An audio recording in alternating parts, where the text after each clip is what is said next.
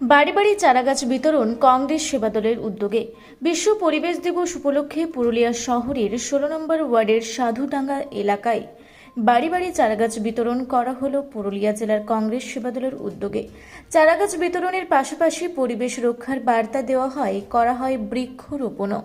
উপস্থিত ছিলেন পুরুলিয়া জেলা কংগ্রেস সেবাদলের জেলা সভাপতি পার্থসারথী দাস, সাধারণ সম্পাদক মোহাম্মদ সোনু ভাই, শিবপ্রসাদ মাহাতো, দেবেন মাহাতো, প্রথমেশ আঢ্য, খলিল খান প্রমুখ।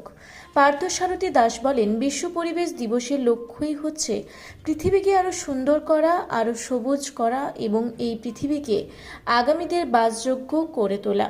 সেই লক্ষ্যেই এই কর্মসূচি নেওয়া হয়েছে।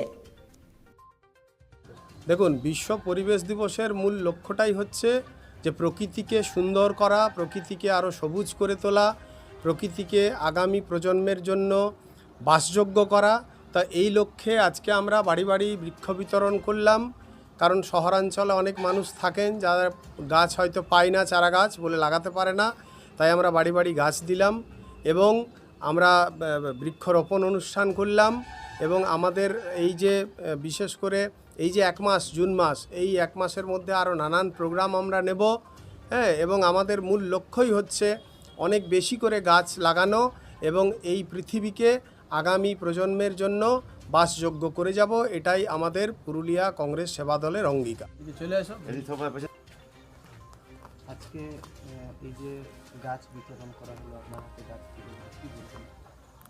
হ্যাঁ, এটা একটা সাধু উদ্যোগ আর কি।